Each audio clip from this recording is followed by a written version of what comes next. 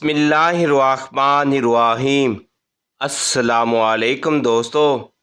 صحابہ کہف جنہیں غار کے مکین بھی کہا جاتا ہے، اللہ تعالیٰ کی خاص نشانیوں میں سے ایک نشانی ہے۔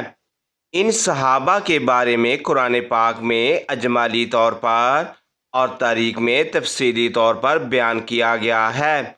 کیا تم سمجھتے ہو کہ صحابہ کہف ہماری عجیب نشانیوں میں تھے؟ ان صحابہ کہف کو ان کے غار میں پناہ گزین ہونے کی وجہ سے صحابہ کہف کہا گیا ہے، اور حضرت عباس رضی اللہ تعالیٰ سے روایت ہے کہ کہف اس وادی کا نام ہے جس میں صحابہ کہف موجود تھے۔ حضرت عیسیٰ علیہ السلام کے زمانے کے بعد اہل انجیل کی حالت ابتر ہو گئی۔ وہ بت پرستی میں مبتلا ہو گئے اور دوسروں کو بت پرستی پر مبتلا کرنے لگے۔ ان میں دقیانوس بادشاہ بڑا ظالم تھا۔ جو بھی کوئی شخص بت پرستی پر راضی نہ ہوتا وہ اسے قتل کر ڈالتا تھا۔ صحابہ کہف شہر افسوس کے شرفا موذی میں سے ایماندار لوگ تھے۔ وہ بادشاہ دقیانوس کے ظلم و ستم سے تنگ آ کر اس کی سلطنت سے فرار ہو گئے۔ ان صحابہ کے رستے میں کچھ آدمیوں سے ملاقات ہوئی جو کہ پاسبان بکریاں چرانے والے تھے۔ انہوں نے ان سے پوچھا کہاں جاتے ہو؟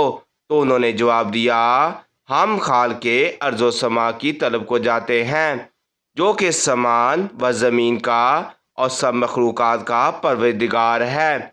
وہ پاسبان اور بکریاں چرانے والا انفراد کے ساتھ مل گیا اور ان کے ساتھ ایک کتا بھی تھا۔ ان لوگوں نے اسے واپس بھیجنے کی کوشش کی مگر نہیں، وہ ان کے ساتھ رہا۔ ان لوگوں نے کتے کو بہت مارا پیٹا اور زخمی کر دیا۔ پھر اس کتے کو قوت گواہی ملی اور اس نے کہا کہ اے خدا کے بندو مجھے مت مارو، میں بھی اس کا فرمانبردار ہوں جس کے تم بندے ہو، اور تم جس کو یاد کرتے ہو چاہتے ہو میں بھی اس کو چاہتا ہوں، لہذا مجھ کو بھی اپنے ہمراہ لے چلو۔ تمام راہ چلتے چلتے جب صبح نمودار ہوئی تو صحابہ کہف ایک پہاڑ کے اندر چلے گئے اور بولے یہاں ذرا آرام لینا چاہیے، رات کی تھکاوٹ دور ہو جائے۔ آخر وہاں ٹھہر گئے اور آرام کرنے لگے، اور وہ اسی آرام کی حالت میں تھے کہ نیند کا غلبہ ہوا اور سو گئے۔ سورۃ کہف آیت نمبر 10 اور 11 میں ہے کہ جب ان نوجوانوں نے غار میں پناہ لی پھر بولے اے ہمارے رب، ہمیں اپنے پاس سے رحمت دے اور ہمارے کام میں ہمارے لیے رایابی کا سامان کر۔ آیت نمبر 10 تو ہم نے اس غار میں ان کے لیے کانوں پر گنتی کے کئی برس طبقہ صحابہ کہف اللہ تعالیٰ پر ایمان لے آئے تھے۔ وہ بت پرستی کو چھوڑ کر اللہ تعالیٰ کی وحدانیت کا اقرار کر بیٹھے تھے، اس کو اپنا محبوب برک مان لیا اور اس غار میں بیٹھ گئے۔ صحابہ کہف کے ایمان کے بارے میں قرآن پاک کی سورۃ کہف میں آیت نمبر 13 اور 14 میں کہا گیا ہے کہ ہم ان کا ٹھیک ٹھیک حال تمہیں سنائیں۔ وہ کچھ جوان تھے کہ اپنے رب پر ایمان لائے، ہم نے ان کو ہدایت بڑھائی۔ آیت نمبر 13 ہم نے ان کی داس بندائی جب کھڑے ہو کر بولے کہ ہمارا رب وہ ہے جو سمان اور زمین کا رب ہے، ہم اس کے سوائے کسی محبوب کو نہ پوجیں گے۔ ایسا ہوا تو ہم نے ضرور حد سے گزری ہوئی بات کہی۔ دقیانوس بادشاہ نے بہت کوشش کی کہ صحابہ کہف کو ڈھونڈ لے مگر وہ ناکام رہا، اور اسے صرف اتنا پتہ چل سکا کہ وہ غار کے اندر موجود ہیں۔ تو اس نے حکم دیا اس غار کے آگے ایک مضبوط دیوار کھڑی کر دی جائے تاکہ وہ تمام اصحاب اس کے اندر ہی رہ جائیں اور ان کی موت ہو جائے تو یہی انفراد کی سزا ہوگی۔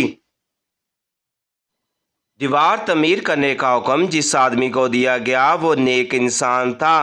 اس نے صحابہ کہف کے ناموں کو ایک تختی جو رنگ کی تھی اس پر تمام واقعہ کاند دیا اور تختی کو ایک تانبے کے صندوق میں رکھ کر اس دیوار کی بنیاد کے اندر رکھ دی، اور کہا جاتا ہے اس تختی کا نقشہ شاہی خزانے میں بھی محفوظ کر دیا تھا۔ ان صحابہ پر خدا کی طرف سے ایسی نیند ڈالی گئی کہ وہ 300 برس تک سوتے رہے۔ قرآن پاک میں سورہ کہف میں آیت نمبر 20 اور 25 میں صحابہ کہف کی نیند اور تعداد کے بارے میں ان الفاظ میں بتایا گیا ہے۔ ترجمہ: وہ اپنے غار میں 300 برس ٹھہرے۔ آیت نمبر 25 ترجمہ: اب کہیں گے 3 ہے یا چوتھا ان کا کتا، اور کچھ کہیں گے 5 ہے چھٹا ان کا کتا۔ بے دیکھے بعد کچھ کہیں گے 7 ہے اور 8واں ان کا کتا۔ تم فرماؤ میرا رب ان کی گنتی خوب جانتا ہے۔ انہیں نہیں جانتے مگر تھوڑے، ان کے بارے میں بحث نہ کرو مگر اتنی بحث جو ظاہر ہو چکی ہے۔ آیت نمبر 22 صحابہ کہف کے ناموں کے بارے میں کچھ لوگ کہتے ہیں ان کا نام یہ تھا: نمبر 1 کمسل مینا، نمبر 2 ویلکا، نمبر 3 واکمیر، نمبر 4 مکوش، نمبر 5 نواز، نمبر 6 سنیوش، نمبر 8 سلتیتوس، اور 8واں ان کا کتا جس کا نام قطمیر تھا۔ تموس میں یہی لکھا ہے مگر ان کی تعداد سوائے خداوند تعالیٰ کے کسی کو بھی معلوم نہیں ہے وہ کتنے آدمی تھے۔ پھر دقنوس ہلاک ہوا، زمانے گزرے، سلطنت بدلی، پھر ایک نئے بادشاہ فرما نرواہ ہوا، اس کا نام پیدروس تھا جس نے 18 سال حکومت کی۔ پھر ملک میں فرقہ بندی پیدا ہوئی، بعد لوگ قیامت اور موت کے بعد زندگی ملنے کے منکر ہو گئے۔ بادشاہ ایک تنہا مکان میں بند ہو گیا، اس نے گریہ زاری سے بارگاہ الہی میں دعا کی، یا رب کوئی ایسی نشانی عطا فرما جس سے خلق کو مردوں کو اٹھنے اور قیامت آنے کا یقین حاصل ہو جائے۔ اس زمانے میں ایک شخص نے اپنی بکریوں کی آرامگاہ کے لیے جگہ حاصل کرنے کو اس غار کو تجویز کیا اور دیوار گرا دی۔ دیوار گرانے کے بعد کچھ ایسی ہیبت ہوئی، دیوار گرانے کے بعد بھاگ گیا۔ سورۃ کہف میں آیت نمبر 18 میں کہا گیا ہے: ترجمہ: اور تم انہیں جاگتے سمجھو، وہ سوتے ہیں، ہم نے ان کی دائیں بائیں کروٹیں بدلتے رہتے ہیں، اور ان کا کتا اپنی کلائیں بائے ہے غار کی چوکھٹ پر۔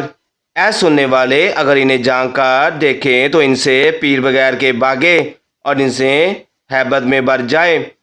پھر صحابہ کہف کے جاگنے کے بارے میں قرآن پاک میں سورہ کہف میں آیت نمبر 19 اور 20 میں اس طرح بیان کیا گیا ہے۔ ترجمہ: اور یوں ہی ہم نے ان کو جگایا کہ آپس میں ایک دوسرے سے حوال پوچھیں۔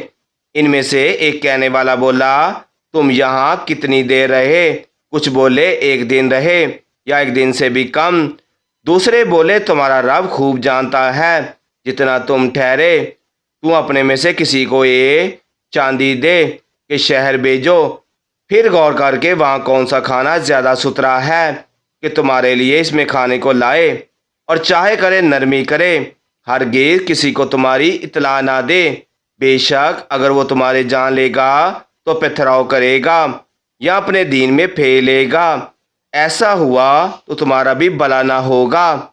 چونکہ وہ لوگ تقریباً 300 برس سوتے رہے تو تمام صحابہ کہف پر نیند کا غلبہ تھا۔ ان میں سے ملک مکینہ کو شہر سے روٹی لانے کے لیے نان بائی کی دکان پر بھیجا گیا، تو اس نے شہر پناہ کے دروازے پر حضرت عیسیٰ علیہ السلام کا نام دیکھا اور لوگوں کو حضرت عیسیٰ علیہ السلام کی قسم کھاتے سنا، اور نئے لوگ دیکھے تب انہیں تعجب ہوا کہ کل تک لوگ حضرت عیسیٰ علیہ السلام کے نام لیتے بھی ڈرتے تھے کہ انہیں اسی وقت قتل کر دیا جاتا تھا، اب لوگ اتنے بے خوف کیسے ہو گئے؟ اس کے بعد وہ نان بائی کی دکان پر تشریف لے گیا۔ کھانا خریدنے کے بعد جب نان بائی کو دقنوس زمانے کا سکہ روپیہ دیا جس کا چلن صدیوں سے موقوف ہو گیا تھا، وہ بازار کے لوگ سمجھے اس کے ہاتھ کوئی پرانا خزانہ لگ گیا ہے۔ وہ لوگ انہیں حاکم وقت کے پاس لے گئے۔ حاکم وقت تو نیک آدمی تھا، اس نے پوچھا کہ خزانہ کہاں ہے؟ تو آپ نے جواب دیا کہ میرے پاس خزانہ نہیں ہے، یہ ہمارا اپنا سکہ ہے۔ تو بادشاہ نے کہا یہ سینکڑوں سال پرانا سکہ ہے اور یہ بادشاہ دقیانوس کے زمانے کا ہے، اور وہ بادشاہ تو صدیوں پہلے نیست نبوت ہو چکا ہے۔